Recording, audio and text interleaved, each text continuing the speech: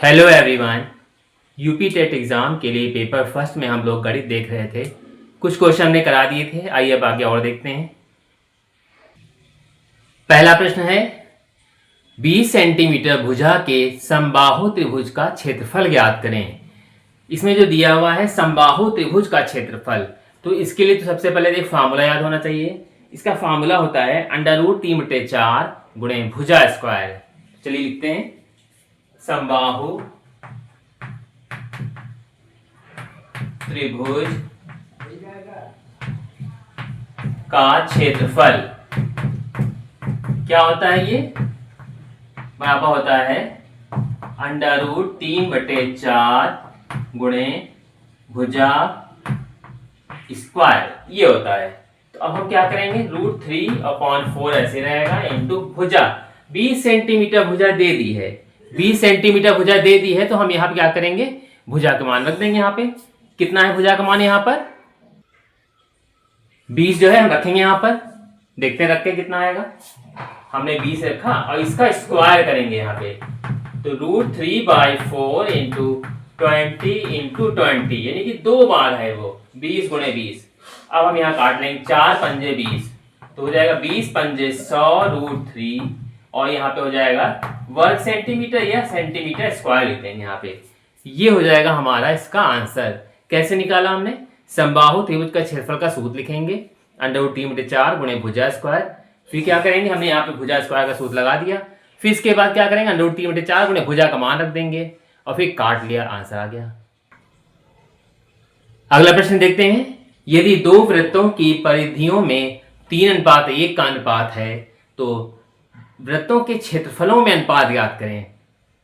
यहां देखिए क्वेश्चन से पूछा है वृत्त के क्षेत्रफलों में अनुपात।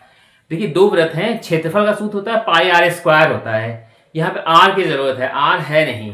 r के लिए यहाँ पे जो ऊपर दिया हुआ है दो वृत्तों की परिधियों में अनुपात दिया है, तो परिधियों में अनुपात को सबसे पहले लिखेंगे। परिधि जो भी दी है, परिधि का सूत्र आएंगे होता है 2πr। तो यहाँ लिखेंगे पहले वृत्त की परिधि ये कितना है?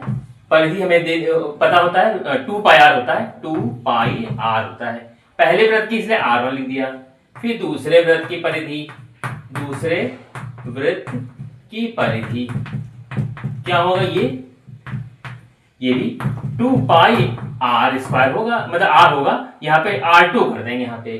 तो अब हम दोनों का अनुपात मतलब इस तरीके से कर देंगे, अनुपात मतलब बटे में कर देंगे। ठीक है, तो क्या हो जाएगा, पहले वृत्त की परिधि का कितना है 3, यहाँ 3 लिख दिया, अनुपात 1 लिख दिया, और इसका क्या है 2πr1/2πr2। 2π कट गया, यानी r1/r2 बराबर आ गया 3:1। यानी कि इनकी जो त्रिज्याओं में अनुपात है, हमारी त्रिज्याएं आ गई। अब जब त्रिज्या आ गई तो अब हम वृत्त का क्षेत्रफल निकाल सकते हैं। यहाँ पर कैसे निकालेंगे, पहले वृत्त का क्षेत्रफल का सूत्र लिखेंगे। पहले वृत्त का क्षेत्रफल क्या होता है सूत्र? πr² होता है, तो r1 लिख देंगे अपॉन दूसरे वृत्त का क्षेत्रफल क्या होता है सूत्र? ये भी πr2² लिख देंगे। पाई यहाँ खत्म, तो हमारे यहाँ क्या आ गया, r1/r2² में आ गया लिखने यहाँ पे। ठीक है, यानी कि हमारा यहाँ बचा हुआ है वो r1² बचा है और नीचे r2² बचा है। यहाँ पे हम यहाँ पे क्या करेंगे, अब हम इसका मान यहाँ पे रख सकते हैं, डायरेक्ट रख सकते हैं। यहाँ हमें पता है कि r1 की वैल्यू कितनी है, r2 की वैल्यू कितनी है। क्या है r1 की वैल्यू देख लेते हैं। r1 है हमारा 3, इसका स्क्वायर कर देंगे बटे नीचे 1 का स्क्वायर कर देंगे। 3 का स्क्वायर 9, 1 का स्क्वायर 1 ही रहेगा। ठीक है, तो हमारा आंसर क्या आ जाएगा 9/1, यानी कि से नीचे लिख सकते हैं 9:1। ये मेरा राइट आंसर आ जाएगा। आप इसको जो है ऐसे समझ सकते हैं इसको, कि पहले हमने क्या किया है, इसमें यहाँ पर जो दो वृत्तों की परिधियां दी थी, परिधियों का हमने सूत्र लगाया है। पहले वृत्त की परिधि 2πr1, दूसरे वृत्त की परिधि बराबर 2πr2। अनुपात कर रहा है इसलिए हमने दोनों को बटे में कर दिया। ये वैल्यू में 3 पता है, ये 1 पता है, उसमें दिया है 3:1। यहाँ ये कट गया 2π तो मतलब 2π कट गया, तो r1/r2 आ गया, यानी r1/r2 3:1 आ गया। अब हमने पहले वृत्त का क्षेत्रफल बटे दूसरे वृत्त का क्षेत्रफल बराबर सूत्र क्या होता है, पाई आर स्क्वायर होता है, पाई R1 स्क्वायर कर देंगे, नीचे R2 स्क्वायर कर देंगे सीधे सीधे। अब यहाँ पाई पाई खत्म यहाँ पे, अब R1 square upon R2 square आ गया, यानी कि वैल्यू रख देंगे 3 है इसके यहाँ R1 और R2, ये देखिए R1 है, ये 3, R2 1 है, 3 का वर्ग 9, 1 का वर्ग 1, तो 9:1।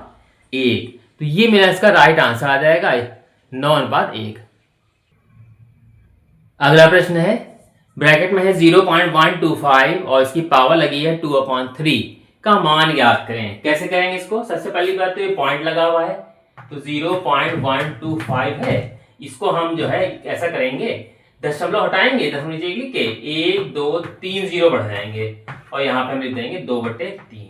अब हमारा यहाँ क्या आ जाएगा, 125 आ गया और नीचे आ गया 1000 और इसकी पावर लग गई 2/3। हम यहाँ पे एक काम कर सकते हैं, 125 को अगर हम देखा जाए और ना, तो अब हम इसको फैक्टर करेंगे 5 से, तो 5 से करके देख लेते हैं यहाँ पे रफ में। 125 125 लिखा, 2 से करेंगे, 2 पंजे 10 और 2 से नहीं कटेगा, ये 5 कटेगा सीधे।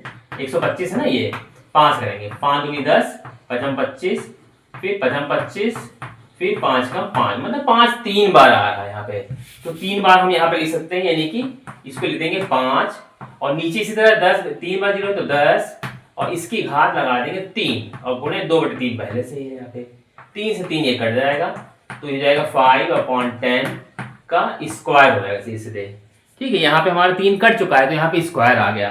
5 का स्क्वायर क्या होता है 25 और 10 का स्क्वायर 100 होता है। हम जब इसको भाग करें तो हो जाएगा 0.25, आगे 0 लगा देंगे यहाँ पे, तो मेरा जो फाइनल आंसर आ जाएगा वो आ जाएगा 0.25, यही इसका राइट आंसर है।